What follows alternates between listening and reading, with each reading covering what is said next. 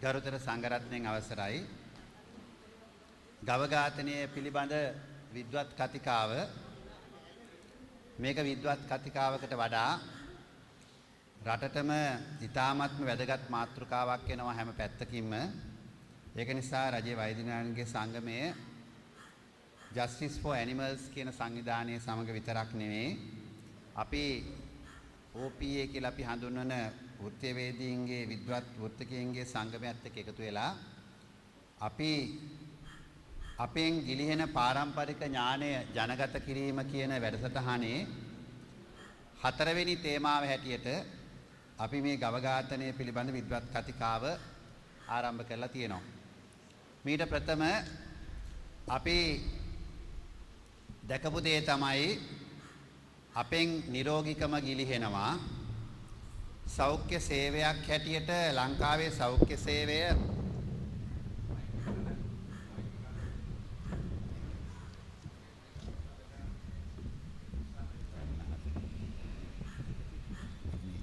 එක විදිහකට ආවහම තමයි සද්දේ.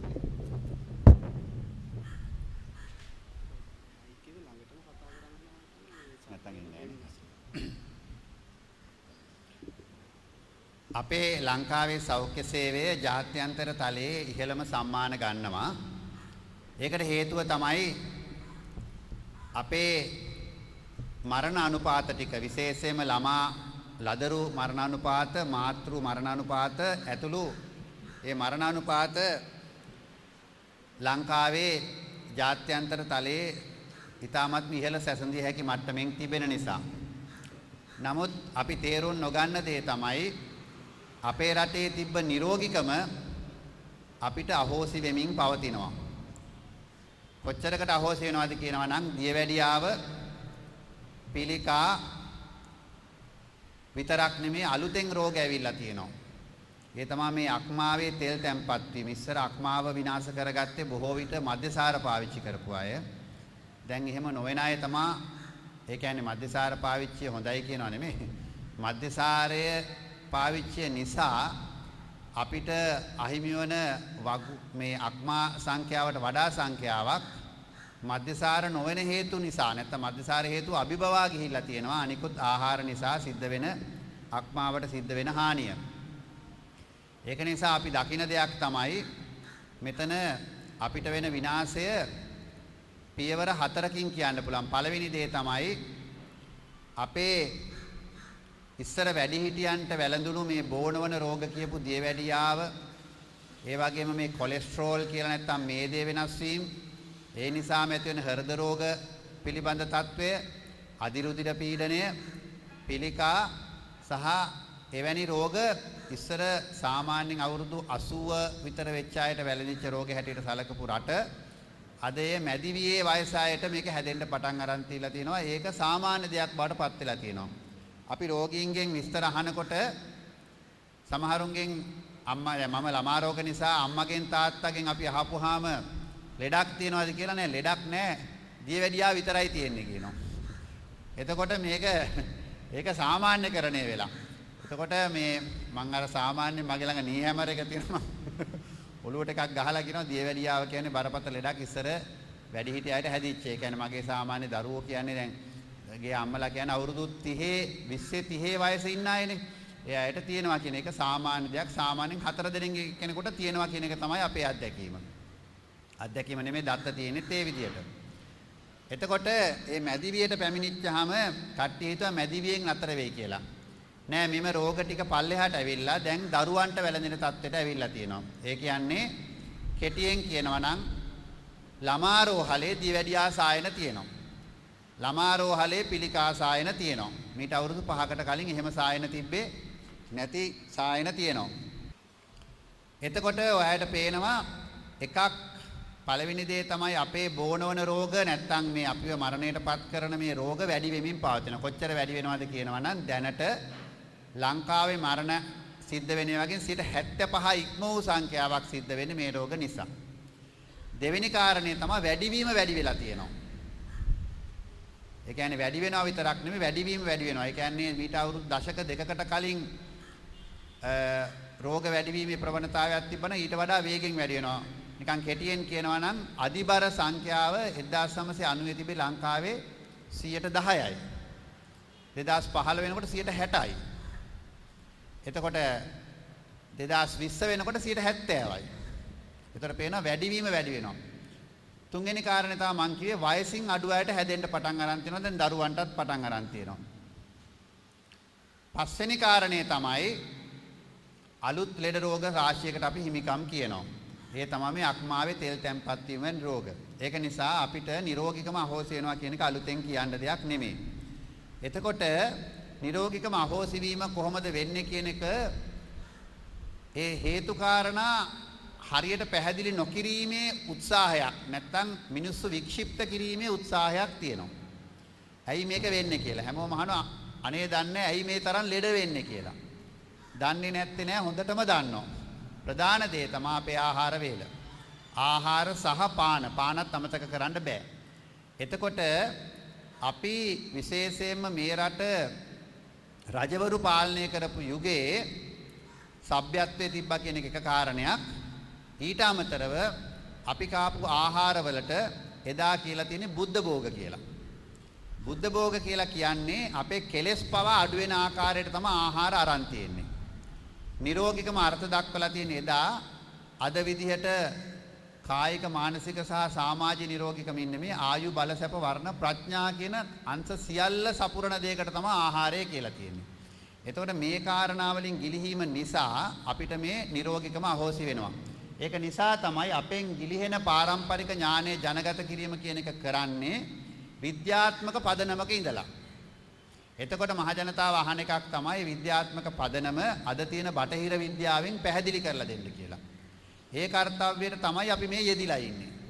අපි මුලින්ම කළේ පාරම්පරික සහල්වල තියෙන ಗುಣ ගැන අපි වැඩසටහනක් කරා. ඒ වැඩසටහන හරහා අපි පෙන්눔 කරලා දුන්නා පාරම්පරික සහල් කියන එකේ තියෙන ಗುಣ ප්‍රමාණය. පාරම්පරික සහල් අපි ගන්නවා නම් මේ බොහෝ අයට අද තියෙන දියවැඩියාවෙන් අයින් වෙන්න පුළුවන්. පිළිකා වලින් බේරෙන්න පුළුවන්. පිළිකා තියෙන අයට ජීවිත කාලය වැඩි කරගන්න පුළුවන්. ඒ වගේම තමයි අක්මාවේ තෙල් තම්පත් වීමෙන් අපිට ගිලිහෙන්න පුළුවන්. ඒ පිළිබඳ දේශන දුන්න දේශන 16ම අපේ වෙබ් අඩවියේ තියෙනවා. මිනිත්තු 20 දේශන 16ක්. මම ඉල්ලීමක් කරනවා ඔය හැම කෙනෙක්ම gma.lk වෙබ් අඩවියට ගිහිල්ලා ඒ දේශන බලන්න. එතන විද්‍යාත්මක පදනම තියෙන්නේ. ITI කියලා හඳුන්වන විද්‍යා තාක්ෂණ අමාත්‍යාංශයේ ජාත්‍යන්තර ප්‍රමිතියකට යුතු ඒ තාක්ෂණාගාරයේ කරන ලද පර්යේෂණවල ප්‍රතිඵල තමයි පළ කරලා තියෙන්නේ. ඒක නිසා බටහිර ලෝකෙටත් මේ කරුණු කියන්න පුළුවන්. හරි විදියෙන් කියනවා නම් මේ පාරම්පරික සාල අපි හරි විදියට නිෂ්පාදනය කරගත්තොත් අපිට දියවැඩියාව පිළිකා තියෙන රටවල් වලට බේතක් හැටියට ඖෂධීය ආහාරයක් හැටියට අපනයනය කරන්නත් පුළුවන්. දෙවෙනි වැඩසටහන අපි කළේ පොල් තෙල් වල වටිනාකම. ඔබ දන්නවා අපේ හෘද රෝග වෛද්‍යවරයෙක් හිටියා අතුකෝරාල කියලා, DP අතුකෝරාල කියලා. එතුමා තනියෙන් සටන් කරා පොල් තෙල් රැක ගන්න. නමුත් මේ රටට ෆාම් ඔයිල් සහ අපිට අහිතකර අනිකුත් ඒ තෙල් වර්ග රටට ඉදිරිපත් කරන්න ඕනේ හින්දා අපේ පොල් තෙල් වලට පහර ගැහුවා. අපි ඒ රැල්ලට අහු වෙලා මිනිස්සු පොල් තෙල් වෙනකොට වෙනත් පානයන් වෙනත් තෙල් වර්ග වලට ගියා. එතකොට ඒ පොල් තෙල් අද ඔයාලා කඩෙන් ගන්න පොල් තෙල් ගොඩක් ඒවා වල 120යි පොල් තෙල් තියෙන්නේ. 80%ක්ම තියෙන්නේ පොල් තෙල් නොවන ද්‍රව්‍ය. ඒක නිසා පිළිකා හැදෙනවා කියන එක අලුත් දෙයක් නෙමෙයි. මම දැක්කා විමල් වීරවංශ ඇමතිවරයා පොල් තෙල් වලට නැවත දේවල් මිශ්‍ර කිරීම පිළිබඳ පහුගිය ආණ්ඩුව නිකුත් කළ තිබ්බ චක්‍රලේඛනය අහෝසි කරලා තිබ්බා. අපි දැනන් හිටියේ නෑ. ඒ කියන්නේ පොල් තෙල් වැරදි දේවල් එක්ක මිශ්‍ර කරලා මිනිස්සුන්ට රෝගී තත්ත්ව නැති කිරීම ආණ්ඩුවේ චක්‍රලේඛනයකින් වෙච්ච බව අපි දැනගෙන හිටියේ නෑ. දැනගෙන හිටියා අපි නඩු දානවා ඒ වෙලාවේ. ඒක නිසා ඒ චක්‍රලේඛනය දැන් අහෝසි කරලා තියෙනවා. ඒ වුණාට පිරිසිදු පොල් තෙල් එන්නේ නෑ. මොකද කරලා තියෙන්නේ මිශ්‍ර කිරීමට නිල බලය දුන්න චක්‍රලේඛනය අහෝසි කරලා තියෙනවා. ඒක නිසා අපිට තවමත් සටනක් තියෙනවා පිරිසිදු පොල් තෙල් පානය කරන්න. ඔයා දන්නවා ඇති බටහිර රටවල් වල සල්ලි තියෙන කට්ටිය බොහෝමයක් අය පිරිසිදු පොල් තෙල් හැඳි දෙකක් විතර පානය කරනවා දිනපතා. මොකටද? එකක් උගුරේ තියෙන රෝග තත්ත්වයන් අයින් වෙන්නටයි සහ මොලේ සෛලවල මේ වයසක යන්න කලින් අවුරුදු 60 දිහා ඉඳලා හැදෙන සෛල ස්නායු සෛල විනාශ වීමේ රෝගය වළක්වා ගන්න. අපිට පොල් තෙල් තිබ්බ හින්දා තමයි එදා අපි සිහියෙන් මැරුණේ.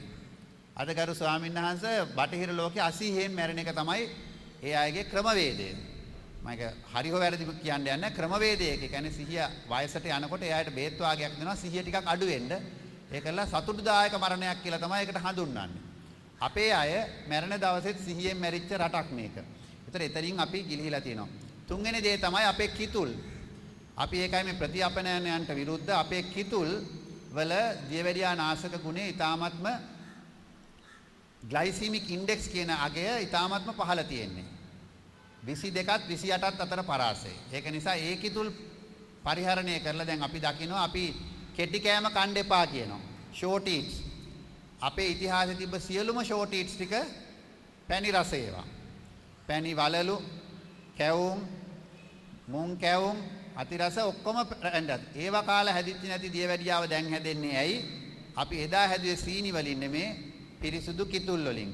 විද්‍යා තාක්ෂණ අමාත්‍යාංශය පෙන්නලා දෙනවා ඒ කිතුල් වල ග්ලයිසීමික් ඉන්ඩෙක්ස් එක හොඳටම අඩුයි. ඒවා කෑවට දියවැඩියා කාරකයක් වෙන්නේ නැති බව. ඒ ගැන වැඩසටහන අපි 7 වෙනිදා තියන්න නියමිතයි. ඊළඟට තමයි අපි මේ ගව ඝාතනය පිළිබඳ ගත්තේ. මේ ගව ඝාතනය ගැන මම කියන්න යන්නේ මෙතන සභාවේ අය ගොඩක් ඉන්නවා. ඒක නිසා ඒ අය මේකේ බෞද්ධ ආගමික පසුබිම, Hindu ආගමික පසුබිම, මුස්ලිම් ආගමික පසුබිම, ක්‍රිස්තියානි ආගමික පසුබිම විතර ආගමික පසුබිම විතරක් නෙමේ මේ පිළිබඳ විද්‍යාත්මක දත්ත පිළිකාකාරක ගුණය හෘදයට මේකේ බලපෑම සහ නිර්මාංශ පෝෂණය ගැන ලෝකයේ දැනට තියෙන මූලික මූලධර්ම ගැන කතා කරන දේශකයෝ ගොඩක් ඉන්නවා. ඒක නිසා මම මෙහි පැහැදිලි කරන්න යන්නේ මූලික කරුණු කිහිපයක් පමණයි. ඒ තමයි මේ ගව ඝාතනයට අපි විරුද්ධ වෙලා ඉන්නේ එහි තියෙන මානුෂීය සහ සංවේදීභාවයේ හින්දාම නෙමේ මෙහි තියෙන සෞඛ්‍ය විද්‍යාත්මක පැත්ත ගැන විග්‍රහය තමයි මට පැවරලා තියෙන්නේ. ඒකේ මූලික කරුණු ටික පැහැදිලි කරන්න. පළවෙනි දේ කියන්න අවශ්‍යයි ගව ඝාතනය නිසා අපි හදන ඒ මස් වර්ගයට කියන්නේ රෙඩ් මීට් කියලා. බටහිර විද්‍යාවට අනුව රෙඩ් මීට් කියන්නේ රතු මස් කියන ගොඩට වැටෙන්නේ. රතු මස් කියන එකේ නිර්වචනය ලෝක සෞඛ්‍ය සංවිධානයේ වෙබ් අඩවියේ පළ කරලා තියෙනවා පැහැදිලිවම. මේ තියෙන්නේ වෙබ් අඩවිය මේ ඒකෙන් උපුටාගෙන තියෙනවා American Society of Cancer ඇමරිකානු පිළිකා සංගමයකින් උකහාගෙන තියෙනවා. ඒ අනුව beef, pork, lamb and goat කියන හතරට තමයි රතු මස් කියලා ඒ අය නිර්වචනය කරලා තියෙනවා. ඒකෙන් එතකොට ගව මස් කියන එක රතු මස් ගණයට අයිති වෙනවා ලෝක සෞඛ්‍ය සංවිධානයේ නිර්වචනය අනුව. දෙවෙනි දේ තමයි ඒ රතු මස් වලට තව විවිධාකාර ඉදිරිවල් එකතු කරලා සහ විවිධ ක්‍රමවේදයන් පාවිච්චි කරලා මස් වලට process meat කියලා එකක් හදනවා. ඒ කියන්නේ වැඩි දියුණු කරන ලද නැත්නම් සකසන ලද රතු මස් කියලා ගොඩකටත් වැටෙනවා.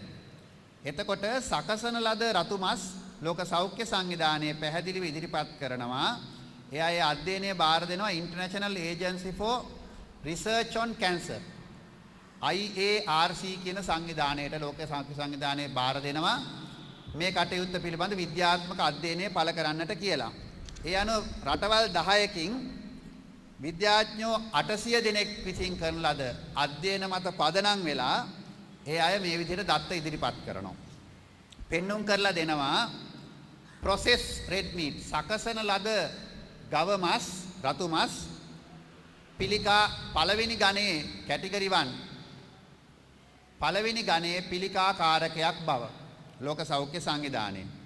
ඊළඟට සකසන ලද නැතුව තියෙන රතු මස් සැකසීම කරන ලද නැති රතු මස් ටික දෙවෙනි ගණයේ පිළිකා කාරකයක් මහත් මිනිස්සුන්ට කියලා පැහැදිලිව සඳහන් කරලා තියෙනවා. කට්ටිය වෙබ් අඩවියේ ඔබට ඒ විවෘතයේ වෙබ් අඩවියේ ගිහින් බලන්නට පුළුවන්. මම මේ කියන කිසිදු කරුණක් අපේ විද්‍යාත්මක පොත්වල පමණක් තියෙන දෙයක් නෙමෙයි පොදු පළ කිරීම කියන්නේ. තුන්වෙනි කාරණය මේ අය සඳහන් කරනවා ලෝකයේ වසරකට මේ කියන සකසන ලද ගවමස් ආහාරයට ගැනීම නිසා රතු මස් ආහාරයට ගැනීම නිසා මිනිසු 34000ක් නිල වශයෙන්ම මිය යනවා කියලා. ඊට අමතරව සකසීම නොකරන ලද රතු මස් නිසා වසරකට 50000ක් නිල වශයෙන් මිය යන බව සඳහන් කරලා තියෙනවා. මම ඒක සංසන්දනයක් ඉදිරිපත් කරන්නම්.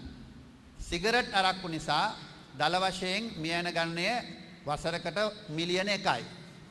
ඒ කියන්නේ එයින් සිගරට් නිසා මිලියන යන මිය යන ගාන එයින් 10න් එකක් විතර සංඛ්‍යාවක් රතු මස් ආහාරයට ගැනීම නිසා මිය යනවා කියන කාරණේ තමයි මෙතන සඳහන් වෙන්නේ. එතකොට ලෝකේ හැම කෙනෙක්ම මාංශ පරිභෝජනය කරන්නේ නැති නිසා නිර්මාංශය ඉන්න නිසා අපි සංසන්දනය කරලා බැලුවොත් එහෙම පරිභෝජනය කරන අයගෙන් ඉතා ඉහළ ප්‍රතිශතයක් ඒ කියන්නේ මේ ආකාරයට මිය යනවා. ඒ මිය යන ක්‍රමය අපි සැලකුවොත් එහෙම එක ක්‍රමයක් තමයි කොලොරෙක්ටල් කැන්සර්. නැත්නම් බඩවැලේ පිළිකා නිසා පිළිකා සංඛ්‍යාව, ඒ කියන්නේ බඩවැලේ පිළිකා හැදෙන සංඛ්‍යාව රතු මස් නිසා 118කින් ඉහළ යනවා කියලා තියෙනවා. ඒ කියන්නේ හැම මැරෙන 5 දෙනෙක්ගෙන් එක්කෙනෙක් රතු මස් පරිභෝජනය කරන අයගෙන් මේ බඩවැලේ පිළිකාවක් හැදිලා මිය යෑමේ හැකියාව තියෙනවා. මේ පැහැදිලි දත්ත මම ඉදිරිපත් කරන්නේ. මෙතන අපි දැන් දැනගන්න අවශ්‍යයි. අපැහැදිලි දත්ත ලෝක සෞඛ්‍ය සංවිධානය ඉදිරිපත් කරන්න ගිහින් නැහැ. මේ නිල වශයෙන්ම කියන්න පුළුවන් සංඛ්‍යා ලේඛන මම මේ කියන්නේ. ඊළඟට එයා පහල කරලා තියෙනවා මේ අග්නයාශය පිළිකා. ඒ කියන්නේ ඔයාලා දන්නවා දියවැඩියාවට ඉන්සියුලින් නිපදවන ඉන්ද්‍රියට තමයි අපි අග්නයාශය කියන්නේ. මේ බඩේ වම් පැත්තේ තියෙන ඉන්ද්‍රිය. ඒ ඉන්ද්‍රියට සාමාන්‍ය පිළිකාවක් හැදිච්චාම ඊ타ත්ම ලොකු විඳවීමක් කරලා තමයි මැරෙන්නේ. විඳවීම වෙන එක ඔයාලට පැහැදිලිව තේරෙනවා ඇති. අමුයෙන් මස් දිය වෙන්න ගන්න. මොකද ඔයාලා දන්නවා මේ අග්නයාශය තමයි එන්සයිම ආහාර ජීර්ණ කරන එන්සයිම ටික නිකුත් කරන්නේ. ඒතර හිතලා බලන්න ඒකේ පිළිකාවක් හැදිච්චාම මේ එන්සයිම නිකුත් වෙච්චාම ජීවත්ව සිටියදීම මේ ඒ ඉන්ද්‍රිය අවට තියෙන සියලුම ඉන්ද්‍රියන් දිය වෙන්න ගන්නවා. දිය වෙනකොට අධික වේදනාවක් ඇවිල්ලා බඩ අල්ලගෙන මෙහෙම නැවිලා කෑ ගහ තමයි ඒ අය සාමාන්‍යයෙන් මිය යන්නේ. ඉතින් ඒ පිළිකා වැඩි වෙනවා කියලා තියෙනවා. ඒ වගේම තමයි ප්‍රොස්ටේට් ග්‍රන්ථියේ පිළිකා වැඩි වෙන බව ඒ වෙබ් අඩවියේ සඳහන් කරනවා. අනිකුත් බෝනවන රෝග ගත්තාම කොරොනරි හાર્ට් ඩිසීස් ඒ කියන්නේ හෘද රෝග පැහැදිලිවම වැඩි වෙනවා කියනවා. ඒ වගේම හෘද රෝග වැඩි වෙනවා නම් ඔයාලට පැහැදිලි වෙනවා නැති අංශභාග රෝගෙත් වැඩි වෙනවා. ඒ වගේම තමයි හාවර්ඩ් විශ්වවිද්‍යාලයේ එයාගේ අධ්‍යයනයෙන් ඉදිරිපත් කරනවා type 2 diabetics. එහෙම නැත්නම් අර අපිට විස බීජයක් ඉඳලා හැදෙන නිසා නෙමෙයි අර එන දියවැඩියාවේ දෙවෙනි පෙළ දියවැඩියාව බෙහෙවින්ම වැඩි වෙනවා කියලා සඳහන් කරලා තියෙනවා. එතකොට මේ කියන දත්ත ටික අණුව පැහැදිලිව පේන දේ තමයි ලෝකේ ලෝක සෞඛ්‍ය සංවිධානයේ තමන්ගේ international agency for research on cancer කියන ආයතනයේ අනුග්‍රහයෙන් පල්ල කරන මත ලෝකයේ පුරා ඇමරිකානු කැන්සර් සොසයිටි ඊළඟට කැන්සර් කවුන්සිල් ඕස්ට්‍රේලියාව ඇතුළු ලෝකයේ සියලුම දියුණු රටවල් වල තමන්ගේ රටේ පිළිකා පිළිබඳ තියෙන ජාතික ආයතනය මේ මත ඒ විදිහටම පළ කරලා තියෙනවා. එතකොට අපි මේ රජේනොත් ඉල්ලලා සිටින්න අවශ්‍යයි. අපේ සෞඛ්‍ය අමාත්‍යාංශයක් තියෙනවා. එහි නිල වෙබ් අඩවියේ මේ කාරණා ලෝක සෞඛ්‍ය සංවිධානයෙන් උපුටාගෙන පළ කරන්න කියලා. දැනට ඒ කාර්යය අපි අපේ රජයේ වෛද්‍ය විඥානගේ සංගමේ පළ කරන්න අපි කටයුතු කරනවා. නමුත් ඔයාලා දන්නවා රජයේ වෛද්‍ය විඥාන සංගමය කියන්නේ වෘත්තීය සමිතියක්. ඊට වඩා වගකීමක් තියෙන්න අවශ්‍යයි රජයකට. ඒක නිසා මේ කාරණා ඉදිරිපත් කිරීම ඉතාමත්ම අවශ්‍යයි. මං හිතන්නේ මං එතනින් එහාට කාරණා කියන්න බලාපොරොත්තු වෙන්නේ නැහැ.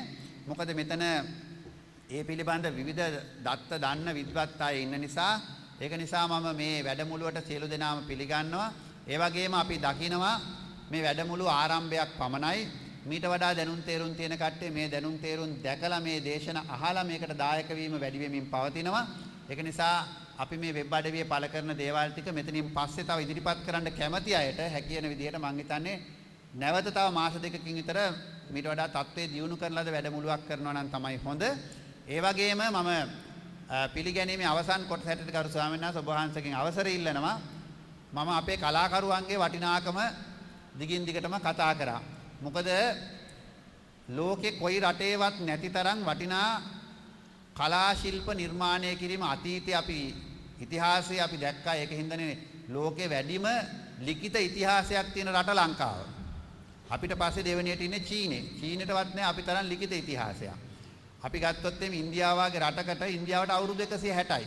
ගොඩක් කට්ටිය හිතන් ඉන්නවා අපිට වඩා නාකි ඇති ඉන්දියාව කියලා. අපිට අවුරුදු 2500යි ඉන්දියාව ගවර්න්මන්ට් ඔෆ් ඉන්දියා කියන ඇක්ට් එකෙන් තමයි ඉන්දියාව නිර්මාණය වෙලා තියෙන්නේ. නැත්නම් ඒක රටවල් ගොඩක්. එතකොට ඇමරිකාවේ 1796 අවුරුදු 250යි වයස. මුළු රටටම. ඇත්තටම ඇමරිකාව කියන්නේ නිකන් බෝඩිමක් වාගේ එකක් නේ. ඒක ඇත්තටම හැම රටෙම ඇවිල්ලා ඉඩම් අල්ලගෙන නැත්නම් අයිතිය නිජ අයිතිය නිල අයිතිය තිබ්බේ රතු ඉන්දියානුවන්ට. මේක ඒ වගේ රටක් නෙමෙයි. මේකේ පසුබිමක් තියෙන රටක්. ඒක නිසා කලා නිර්මාණ බිහිවීම එදා ඉඳලා සිද්ධ වුණා. ඒ කලා නිර්මාණ වල ගුණාත්මක භාවය අපි තේරුම් අරගෙන නැති බව මම කියනවා. ඒ වගේම තමයි මම මේ දවස්වල නිර්දේශයක් ලියාගෙන යනවා UGC එකට නැත්නම් අපේ මේ විශ්වවිද්‍යාල ප්‍රතිපාදන කොමිෂන් සභාවට වෛද්‍ය අධ්‍යාපනය සඳහා කලා මාධ්‍ය පාවිච්චි කරන්න කියලා. ඒක යෝජිත ක්‍රමයක් ඇත්තටම. ඒ කියන්නේ නාට්‍යානුසාරයෙන් සමහර රෝග ගැන කියලා දෙන්න පුළුවන් හොඳට මතක හිටින්න වෛද්‍ය ශිෂ්‍යයන්ට. ඒක නිසා මම මේකේ දකින්න දෙයක් තමයි අපේ ගීත කලාවට වෙනවා මම මෙතනදී මොකද මෙතන ඉන්නේ කලාව පැත්තෙන් ගායකයෝ දෙන්නෙක් නිසා අපේ ගීත ලියලා තියෙනවා මේ කරුණු සියල්ලම එක අතකට සම්පින්ඩණය වෙන්න. අපි කියන මේ දේශන 10කින් 15කින් කියන දේවල් නැත්තම් වෙන විදිහකින් කියනවා නම් බටහිර ලෝකේ PhD කියන ඒ උපාධි දෙන තත්වයේ දේවල් එහි තියෙන නිර්දේශ ටික එකතු කරලා ලියන්න පුළුවන් තරම් ලස්සනට සහ අර්ථවාන්විතව ගීත ලියලා තිනවා. ඒ ගීත අපේ ළමින්ට ලැබෙන්න සැලසුවොත් ඒ ගීතය අහනකොට අර කරුණු ටික හිසට නැවත එනවා. ඒ වගේම තමයි අපි අපේ මේ රටේ මේ කියන කලාවෙන් පෝෂණය වෙලා තියෙනවා. නමුත් ඒ පෝෂණය ගිලිහෙමින් පවතිනවා. ඒක නිසා ගිලිහෙන පාරම්පරික ඥානයේ කොටසක් හැටියට මම දයාන්විතාරණ මහත්මයාගෙන් ඉල්ලා සිටිනවා මේ සුනිල් එදිරිසිංහ මහත්මයා බොහොම ලයාන්විතව ගායනා කරන ඒ බාණෙන් බැඳ සින්දුව මගේ කතාවේ කොටසක් හැටියටම ඒ අවසානයේ හැටියට කරන ලෙස සියලු දෙනාට තිරුවන් සරණයි. ඇත්තෙම මට මේ අදහස ආවේ මිතුමා එක්ක මම සීනේ කිරෑ වැඩසටහන කරද්දී එතුමා මට ඉල්ලීමක් කරා මේ ගීතය ගායනා කරන්න. බාණෙන් බැඳ කියන ගීතය. ඇත්තටම ඒ ගීතය ඒ වෙලාවේ මට ගයා ගන්න තමාරු වුණා. එතුමා ඒකට දුන්න අර්ථකථනය එක්ක. මොකද අපි මේ ගීතය අහලා තිබ්බට මේකේ සැබෑ අරුත මේක රචනා කළේ ප්‍රේමකීර්ති දල්විස් අපේ මියගිය ඉතාම දක්ෂ ගේයපද රචකයා. සංගීතවත් කරේ ආචාර්ය වික්ටර් රත්නායකයන්. ඉතින් මම හිතනවා මේ ගීතේ තේරුම ඔබට වැටහෙවි. වැටහෙන්නේ නැත්නම් ඔබට පාදිනී මහතාගෙන් වැඩි විස්තර දැනගන්න පුළුවන්. බාණෙන් බැඳ රජ රට පෙදෙසින්නේ කෝච්චි හිරගේ läග එන්නේ පිහේ මුව හත ගෙල සිව ගන්නේ උදයම මේ කය නිසසල වන්නේ ඇගේ කිරෙන් බෝධිය දෝවන්නේ උගෙන් මැඩූ බැත දනට පුදන්නේ ඇගේ කිරෙන් බෝධිය දෝවන්නේ උගෙන් මැඩූ බැත දනට පුදන්නේ උන්ගෙම හම බෙර හදට බඳින්නේ උන් බැඳි ගැල් නැග පන්සල් යන්නේ බාණෙන් බැඳ රජ රට පෙදෙසින්නේ කෝච්චි හිරගේ läග එන්නේ පිහේ මුව හත ගෙල සිම ගන්නේ උදයම මේ කය නිසසල වන්නේ කිරි රස දන්නෝ මව් හඳුනන්නෝ බත් රස දන්නෝ කෙත් හඳුනන්නෝ කිරි රස දන්නෝ මව් හඳුනන්නෝ බත් රස දන්නෝ කෙත් හඳුනන්නෝ බත් හා කිරි රස දෙකම නොදන්නෝ මිනිසත් බව ලැබ කුමට උපන්නෝ ඒ කිරි අයිතිය වහු පැටියන්නේ දම්සක් වල ගල බිඳවැදී බිදෙන්නේ ඒ කිරි උදුරා බිව්මිනිසුන්නේ හිත්වල ඇයි කළගුණ නොරදෙන්නේ හිත්වල ඇයි කළගුණ නොරදෙන්නේ හිත්වල ඇයි